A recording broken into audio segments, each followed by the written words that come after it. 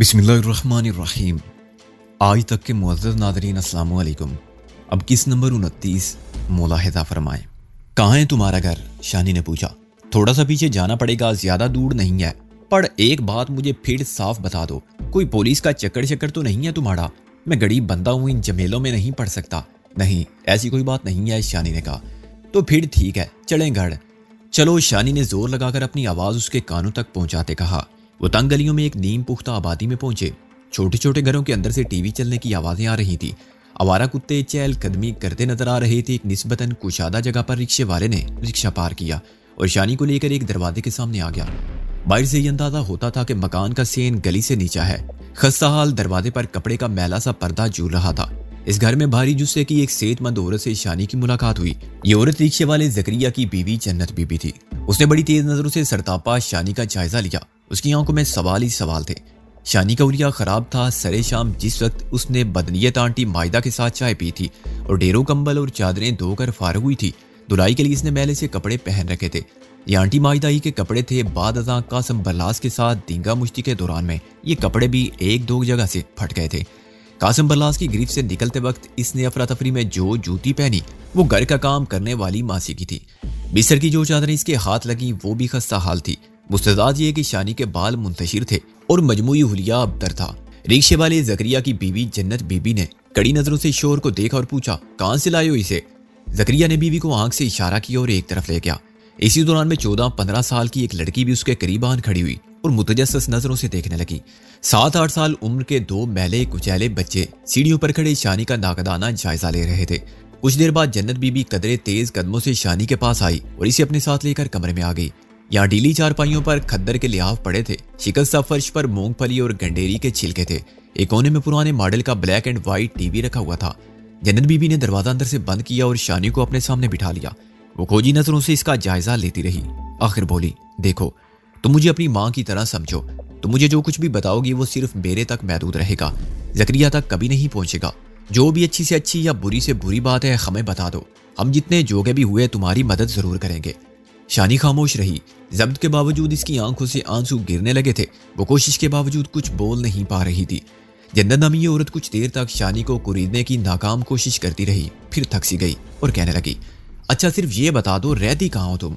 شانی نے اپنے آنسو خلق کے اندر گرائے اور بامشکل بولی، یہیں ایک گھر میں کچھ دن رہی ہوں۔ اس کی آواز بے حد پست اور بھرائی ہوئی تھی۔ شانی نے کہا، یہیں ایک گھر میں کچھ دن رہی ہوں۔ جنت بی بی نے اس فکرے کو یوں سمجھا، یہیں ایک گھر میں کام کرتی ہو؟ شاید شانی کی حلیہ کی وجہ سے جنت بی بی کا ذہن کام کرنے کی طرف چلا گیا تھا۔ ویسے بھی جو بات ذہن میں ہو وہ نہ ہونے کے باوجود سنائی دے جاتی ہے۔ گھر میں کام کرتی ہو؟ تمہاری شکل و صورت کام کرنے والیوں جیسی تو نہیں لگتی۔ شانی مسلسل خاموش تھی۔ جنت بی بی چند لمحوں تک اسے دیکھتی رہی، تب طویل سانس لے کر رہ گئی۔ اللہ کیسے کیسوں پر کیسی کیسی مصیبتیں ڈال دیتا ہے۔ اتنی دیر میں زکریا کھنکارتا ہوا اندر آیا۔ جنت بی بی نے اسے دیکھ کر اوپر نیچے سر ہلایا اور بڑے دانا بینا لہجے میں بولی، میں سمجھ گئی ہوں، سب سمجھ گئی ہوں۔ یہ امیر لوگ غریب بندے کو بندہ تھوڑا ہی سمجھتے ہیں، اور غریب عورت تو ان کے لیے جانور ہوتی ہے، اور اگر غریب عورت جوان اور سونی بھی ہو تو پھر اس بیچاری کا اللہ یافظ ہے۔ گھر میں کام کرنے والیوں کو یہ امیر زادے خریدی ہوئی چیز سمجھتے ہیں، اور ان کی مائیں بہنیں سب کچھ دیکھتے ہوئے بھی اندھی گونگی بن جاتی ہیں۔ ان پر اللہ کی مار ہو، میں سمجھ گئی ہوں۔ زکریا قدرے حیران ہو کر بولا، تیرا مطلب ہے کہ یہ کسی گھر میں کام کرتی ہے؟ پر شکل و صورت سے تو یہ شکل و صورت ہی تو ہم غریبوں کی دشمن بن جاتی ہے، جنت بی بی نے پورے یقین سے کہا۔ زکریا کی نگاہیں شانی کی کینچی چپل پر پڑی اور اس کے خستہ حال کپڑوں سے ہوتی ہوئی منتشر بالوں تک چلی گئی۔ غالباً وہ اپنی بیوی کی اطلاع کو ختم کرنے کی کوشش کر رہا تھا۔ شانی نے خاموش رہنے ہی میں عافیت سمجھی۔ جنت بی بی نے کہا، یہ غریب پہلے ہی بہت دکھی ہو رہی ہے۔ میرا خیال ہے کہ سوالوں جواب کر کے اسے مزید پریشان نہیں کرنا چاہیے۔ اب یہ سو جائے تو اچھا ہے، سویرے سب کچھ پوچھ لیں گے۔ زکریا نے کہا، مجھے تو لگتا ہے جنتے ہی سے کوئی گوڑی چھوڑی بھی کھلائی ہے ان لوگوں نے۔ دیکھی نہیں اس کی آنکھیں کتنی لال ہو رہی ہیں؟ جنتے نے شانی سے پوچھا، کوئی نشے والی شے دی ہے انہوں نے تمہیں؟ شانی نے اس بات میں سر ہلایا۔ کون تھے وہ، گھر کے بندے تھے یا باہر کے؟ جنتے نے پوچھا۔ شانی خاموش رہی تو وہ اسے پچکارتے ہوئے بولی، دس ناری، بتاتی کیوں نہیں؟ ہم تیرے دشمن نہیں ہیں، سجن ہیں۔ کون تھے وہ، گھر کے یا باہر کے؟ باہر کا بندہ تھا۔ شانی نے اپنے گلے سے بمشکل الفاظ برآمد کیے۔ کیا کوئی زبردستی گھر میں گھس آیا تھا؟ شانی نے نفی میں سر ہلایا۔ کیا کوئی مہمان تھا؟ شانی نے پھر نفی میں جواب دیا۔ کیا گھر والے کا کوئی دوست یار تھا؟ اس مرتبہ شانی نے اس بات میں سر ہلایا۔ یہ پیسہ بندے کو ایک دم شیطان بنا دیتا ہے پپو کے ابا. جنت بولی تمہیں یاد ہی ہوگا وہ ہماری گوانڈن پڑوسن حمیدہ کی دیورانی سریا کے ساتھ کیا ہوا تھا. اقبال ٹاؤن میں ڈاکٹر صاحب کے گھر کام کرتی تھی. ڈاکٹر صاحب کے دوست نے اپنی گھڑی چوری کرنے کا الزام لگایا اور باورچی خانے میں بیچاری کی عزت خراب کر دی. یاد ہے نا تمہیں؟ زکریا نے اس بات میں سر کو حرکت دی. جنتے نے زکریا کو باہر جانے کا اشارہ کیا. وہ باہر نکل گیا. وہ اس کے کچھ اور قریب ہو کر بیٹھ گئی. اسے اس بات کی خوشی ہوئی تھی کہ شانی نے ہوں ہاں میں جواب دینا شروع کر دیا تھا. وہ اس کے منتشر بالوں کو انگلیوں سے سنوارتے ہوئے سرگوشی میں بولی بچ تو گئی ہے نا تو؟ شانی نے اس بات میں سر ہلایا. مارا کٹا تو نہیں ہے تجھے؟ تھوڑا سا. تیرے ہونٹ سے اب بھی خون نکل رہا ہے. ٹھہر جا میں روئی ٹینکچر لگا کر لاتی ہوں. وہ تیزی سے اٹھی. جسم فربا ہونے کے باوجود وہ پھرتیلی تھی. کچھ ہی دیر بعد وہ بڑی محبت سے اس کے خون آلودہ ہونٹ کو صاف کر رہی تھی. اسی دوران میں 14-15 سال کی لڑکی مریم پلیٹ میں اچار رکھ کر لے آئی. بولی لے آپا تھوڑا تھوڑا چاٹ لے اسے, تیری طبیعت ٹھیک ہو جاوے گی. مریم زکریا اور جنتے کی بیٹی تھی. باپ کی طرح وہ بھی رے اور ڑے میں گڑبڑ کرتی تھی. دوسرے بچوں کا بھی یہی حال تھا, تاہم جنتے کے تلفظ میں یہ خرابی نہیں تھی. شانی کو اچار کی بو ہی سے الرجی تھی. اس نے پلیٹ پیچھے کھسکا دی. جنتے نے آنکھ سے اشارہ کی اور مریم بھی باہر نکل گئی.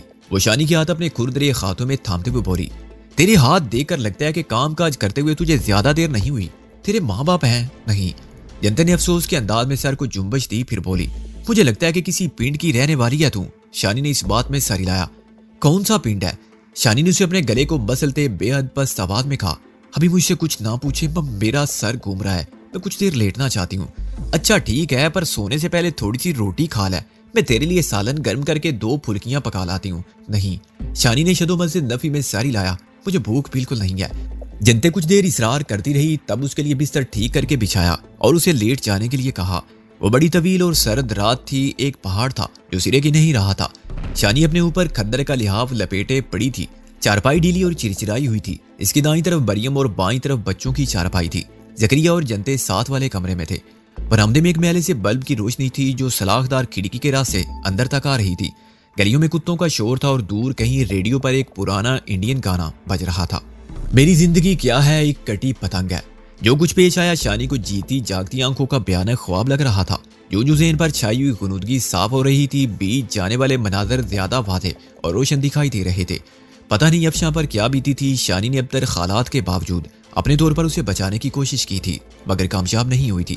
اس کے معطل آواز نے اس کی مزاحمت کمزور کر دی تھی اور ایک موقع پر اسے محسوس ہونے لگا تھا کہ وہ خود نئی مصیبت میں پھنس جائے گی. اس کا سمبرلاس کا منحوس چہرہ یاد آیا. وہ سراپا وحشت بن کر اس پر چپٹتا رہا. اس کے ساتھ ساتھ وہ شانی پر اپنی بے پناہ محبت کا اظہار بھی کرتا رہا تھا. یعنی ایک ہی پیالے میں شہد اور زہر کی موجودگی تھی. شاید اس کا خیال تھا کہ اس نے ایک بار شانی کو جسمانی طور پر فتح کر لیا تو وہ ہمیشہ کے لیے اس کے گھر بیٹھ جائے گی. شانی جانتی تھی ایسا ہوتا ہے. بے شمار عورتیں زیادتی کا شکار ہوتی ہیں اور بعد ازاں یہ عورتیں انہی مردوں کے گھر بسانے کو غنیمت سمجھتی ہیں جنہوں نے زیادتی کی ہوتی ہے. یہ بھی عورت کی ان گنت مجبوریوں میں سے ایک شرمناک مجبوری ہے. رات آخری پہر شاید کچھ دیر کے لیے شانی کی آنکھ لگ گئی. حالت نیند میں وہ بھی جان کا عذابوں کا شکار رہی. بیدار ہوئی تو جسم کا جوڑ جوڑ دکھ رہا تھا. جنتے کے تینوں بچے سو رہے تھے. شانی کا لحاف کھسک کر اس کی کمر تک آ گیا تھا. گریبان کے اوپری 2 بٹن کھلے تھے. اچانک شانی کو محسوس ہوا کہ 2 آنکھیں کہیں سے دیکھ رہی ہیں. اس نے چونک کر اپنے ارد گرد دیکھا. اس کی نگاہیں کمرے کے بغلی دروازے پر مرکوز ہو گئیں. یہاں ایک چیک لٹک رہی تھی. چیک کے درمیان تقریباً 1 بالش لمبا اور 2 انگل چوڑا خلاصہ تھا. دراصل یہاں سے دوسرے کنڈے ٹوٹے ہوئے تھے. شانی کو لگا جیسے اس خلا کو 2 آنکھوں کی سیاہی نے پور رکھا ہے. ہاں یہاں 2 آنکھیں موجود تھی اور اسے دیکھ رہی تھی. یک وہ آنکھیں خلا میں سے ہٹ گئی. چیکی پرلی جانب ایک فربا سا سایہ لہرایا اور تیزی سے اجل ہو گیا. کوئی وہاں موجود تھا اور اسے دیکھتا رہا تھا. شانی نے عجیب سی بے چینی محسوس کی. کچھ دیر بعد وہ اٹھی اور گلی کی طرف کھلنے والی کھڑکی کا پردہ ہٹا کر باہر جھانکا. آہنی سلاخوں کی دوسری جانب زکریا نظر آیا. اس نے شلوار کے پائنچے اڑس رکھے تھے اور اپنے رکشے کے ٹائر دھو رہا تھا. قدموں کی آواز نے شانی کو ایک دم چونکا دیا. وہ پردہ برابر کر کے اس نے کمرے کے دروازے کی طرف دیکھا. جنتے ہاتھ میں سٹیل کی ٹرے لیے اندر آ رہی تھی. وہ کھچڑی بالوں والی کی غریب صورت لیکن سیانی عورت لگتی تھی. اس نے ٹرے میں رس چائے کا ناشتہ رکھا تھا. جنتے کے بے حد اصرار پر شانی نے 20 سے منہ ہاتھ دھو کر ناشتہ کیا. چائے پینے کے بعد اسے محسوس ہوا کہ اس کا گلا رات کے مقابلے میں کافی بہتر ہے. تام نچلا ہونٹ سوجا لگ رہا تھا اور جسم کے کئی حصوں میں شدید کھینچاؤ تھا. جنتے کے دونوں چھوٹے بیٹے محلے کے ایک سکول میں پڑھنے جاتے تھے. مریم 8ویں پاس کر کے گھر میں بیٹھی ہوئی تھی. جنتے کا ایک بڑا بیٹا بھی تھا. وہ ابھی تک شانی کی نظروں کے سامنے نہیں آیا تھا. اچانک شانی کو وہ 2 آنکھیں یاد آئیں جو چیک کے ٹوٹے ہوئے سرکنڈوں میں سے اسے گور رہی تھی. پھر ان آنکھوں کے سامنے ایک فربا سا جسم اچانک اوجل ہو گیا. کہیں یہ جنتے کا وہی بڑا بیٹا تو نہیں تھا؟ شانی نے سوچا. بہرحال یہ سوال اس کی زبان پر نہیں آ سکا. بچوں کی اسکول سے چھٹی تھی. ناشتے کے بعد جنتے ایک بار پھر تسلی سے شانی کے پاس بیٹھ گئی. وہ دن کی روشنی میں غور سے شانی کا چہرہ دیکھ کر بولی, تمہاری شکل سچ مچ اچھی ہے. تم نوکرانی کی بجائے مالکن لگتی ہو. مجھے پتہ ہے اچھی شکل کی نوکرانیوں سے مالکنیں بڑی چیڑ کھاتی ہیں. پکی بات ہے تمہاری مالکن بھی ڈنڈا لے کر تمہارے پیچھے رہتی ہوگی. شانی نے کوئی تبصرہ نہیں کیا. اس کے بعد جنتے نے پھر سے شانی کا انٹرویو شروع کر دیا. وہ جیسے از خود یہ بات طے کر چکی تھی کہ شانی گاؤں سے آنے کے بعد یا کسی امیر گھر میں ملازمت کرتی تھی. موقع دے کر گھر کے مالک کے دوست نے اس سے زیادتی کی کوشش کی جسے ناکام بنا کر وہ نکل بھاگی. جنتے کے طویل سوالات کے جواب میں شانی نے مختصر الفاظ میں دیے. شانی کو یہاں بھی مسلط امیز جھوٹ کا سہارا لینا پڑا. اس نے اپنا پورا نام شہناز بتایا اور کہا کہ والدین کی وفات کے بعد اسے روزگار کی تلاش میں اپنی ایک سہیلی کے پاس لاہور آنا پڑا. وہ یہاں شاہدرہ میں رہتی تھی. شاہدرہ پہنچنے کے بعد معلوم ہوا کہ وہ گھر چھوڑ چکی ہے. ایک ادھیڑ عمر شخص اسے اپنی کار میں گھر لے گیا. یہاں وہ رہنے لگی اور گھر کا کام کاج کرنے لگی. ادھیڑ عمر شخص کا ایک ملنے والا اکثر گھر میں آتا تھا. اس کی نیت خراب ہو گئی اور کل رات وہ اپنی اصلیت دکھانے پر تل گیا. اس مختصر روداد نے جنتے کو کافی حد تک مطمئن کر دیا. وہ از خود شانی کو گھریلو ملازمہ کی پہچان دے چکی تھی. شانی نے اسی پہچان کے ساتھ رہنا مناسب سمجھا. جنتے سے بات کرتے اس نے اپنے لب و لہجے میں تھوڑی تبدیلی کر لی تاکہ وہ گھریلو ملازمہ نظر آئے. اب تیرا کیا ارادہ ہے شہناز؟ جنتے نے پوچھا. میری سمجھ میں تو کچھ نہیں آتا, آپ ہی کچھ بتائیں. دیکھ کڑیے, ان امیر لوگوں سے متھا لگانا تو بالکل بے وقوفی کی بات ہے. پولیس بھی ایسے معاملوں میں الٹا ہم غریبوں کی چمڑی ادھیڑتی ہے. بس جو ہو گیا سو ہو گیا, پر جو کچھ ہوا ہے اس میں آئندہ کے بارے میں تیرے لیے بڑا چنگا سبق ہے. شانی نے اس بات میں سر ہلایا. جنتے بات جاری رکھتے ہوئے بولی, تو شکل و صورت کی اچھی ہے. پہلے تو کوئی سیاڑی گھر والی تجھے ملازم رکھے گی ہی نہیں. اگر کوئی رکھے گی تو اپنے لیے مصیبت بنائے گی اور تیرے لیے بھی. میری بات سمجھ رہی ہے نا تو؟ یہ مرد ذات کسی کی نہیں ہوتی. یہ بس چٹے رنگ چاہتے ہیں. غریب عورت کو اس نظر سے دیکھتے ہیں جس نظر سے کسائی بکرے کو دیکھتا ہے. میں ساروں کو تو برا نہیں کہتی, پر 100 میں سے 80-90 ایسے ہی ہوتے ہیں. ان کی کئی قسمیں ہوتی ہیں. کچھ باتوں باتوں میں ٹھڑک جاڑتے ہیں, کچھ آنکھوں میں عورت کو کھاتے رہتے ہیں اور کچھ ہاتھ چلاکی کرتے ہیں, جس طرح کل رات ایک شرابی کتے نے تیرے ساتھ کی ہے. اس کے علاوہ ان مردوں کی ایک قسم اور بھی ہے, اور یہ اوپر سے تو بڑے بھلے مانس اور نیکوکار لگتے ہیں, پر اندر سے یہ بھی ندیدے ہوتے ہیں. بڑی شرافت سے کسی موقع کی تلاش میں رہتے ہیں, اور جب موقع مل جاتا ہے تو ان کا روح بھی بدل جاتا ہے. 7-8 سال پہلے مریم کے ابے کو بخار ہو گیا تھا. ان دنوں وہ دیہڑی پر رکشہ چلاتا تھا.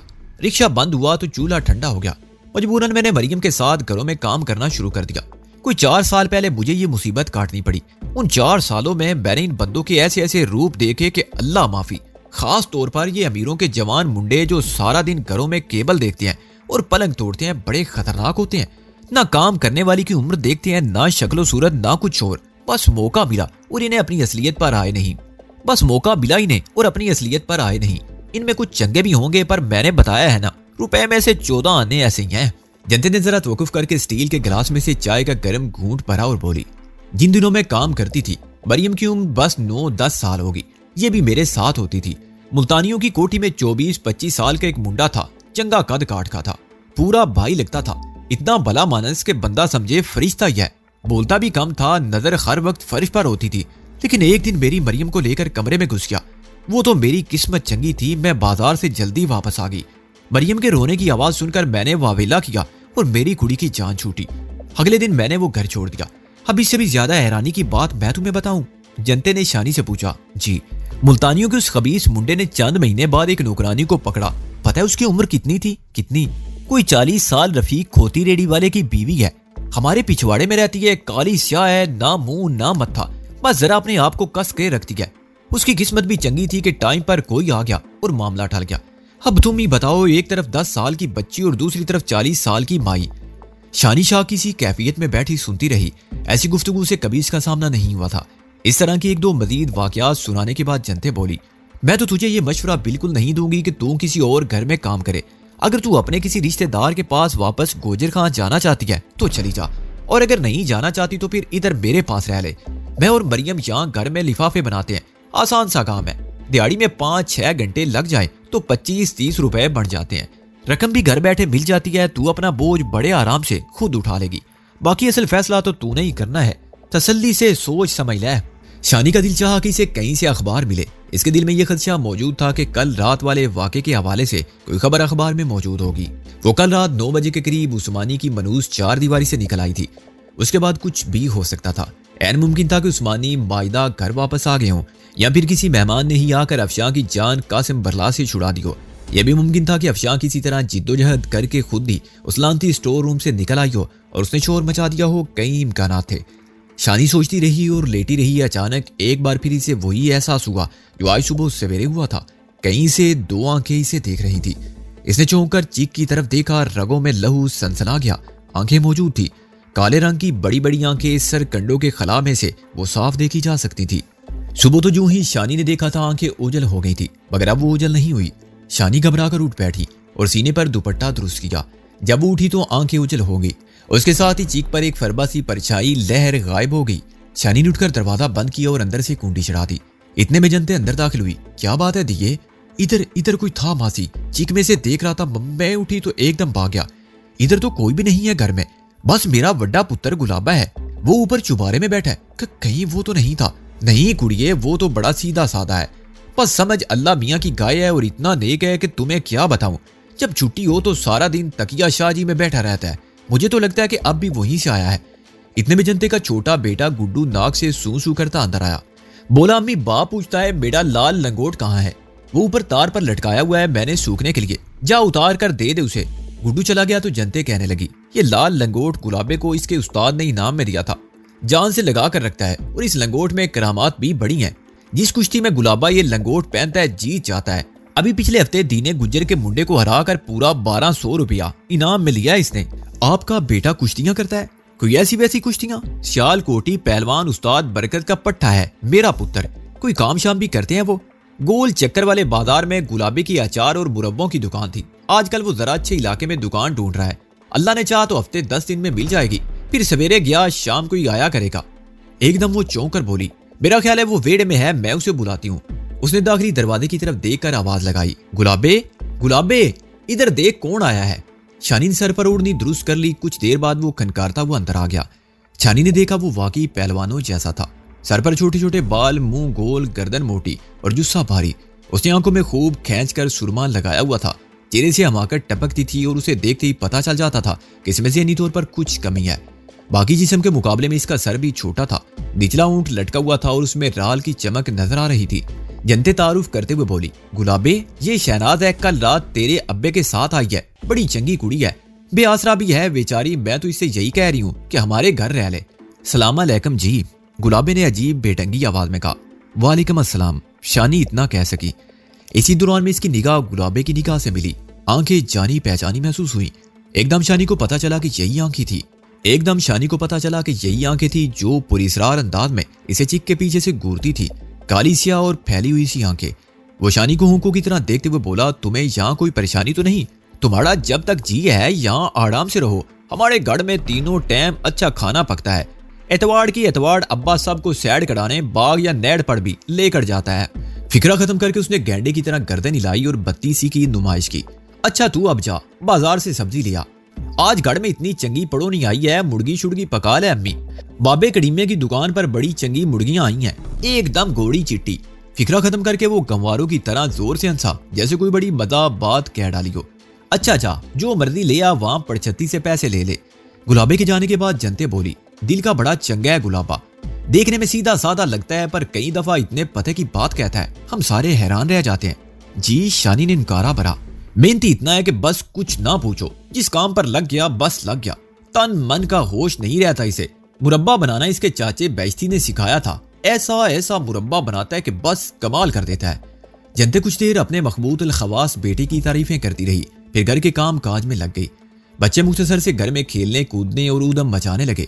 پڑوس کی 2 عورتیں بھی گھر میں آئیں، ایک خوانچہ فروش کی بیوی تھی، ایک چپڑا سی مشتاق کی بہن، ایک نذیر سبزی والے کی ماں۔ جنتے ان کے ساتھ سرگوشیوں میں باتیں کرتی رہی، یقیناً انہیں شانی کی کہانی سے آگاہ کرتی رہی ہوگی۔ شانی نے زیادہ بات کرنا مناسب نہیں سمجھا اور سلام دعا کے بعد پچھلے کمرے میں بیٹھی رہی۔ اس کمرے کی کھڑکی تنگ سی گلی میں کھلتی تھی، گلی میں بچے گولیاں کھیل رہے تھے، عورتیں ایک دوسرے کو مردانہ گالیاں دے رہی تھیں اور مرغیاں گندی نالیوں میں سے خوراک نکال کر کھا رہی تھی۔ اس نیم کچی اور نیم پختہ بستی میں شانی زندگی کا ایک بالکل مختلف روپ دیکھ رہی تھی۔ یہ روپ متوجہ کرنے والا تھا، لیکن شانی کے پاس اتنی فرصت نہیں تھی۔ اس کے ذہن میں تو مسلسل عثمانی کے گھر کی فلم چل رہی تھی۔ اگلے 24 گھنٹے بھی اسی طرح گزر گئے۔ شانی کمرہ نشینی رہی، وہ جانتی تھی اڑوس پڑوس کے لوگ اس کے بارے میں چہ مگوئیاں کر رہے ہیں، طرح طرح کے مرچ مسالے والی کیاس آرائیاں بھی جاری تھی۔ بہرطور یہ سب کچھ آس پاس کے چند گھروں تک محدود تھا۔ یہ اگلے روز شام کی بات ہے۔ نذیر سبزی والے کا 15 سالہ بیٹا اپنے گھر کی دہلیز پر لنڈے کے جوگر پہنے بیٹھا تھا۔ اس کے کانوں پر سستا سا ہیڈ فون نظر آ رہا تھا۔ غالباً وہ کوئی شوخ انڈین گانے سنتے ہوئے ہولے ہولے سر بھی ہلا رہا تھا۔ اس کے ساتھ ساتھ وہ ایک اور کام بھی کر رہا تھا۔ صبح کا باسی اخبار اس کے سامنے تھا اور اس میں فلموں ڈراموں کے اشتہار بھی ملاحظہ کر رہا تھا۔ اخبار دیکھ کر فوراً شانی کا اندرونی تجسس جاگ اٹھا۔ اس نے گڈو سے کہا، ایک کام کرو گے؟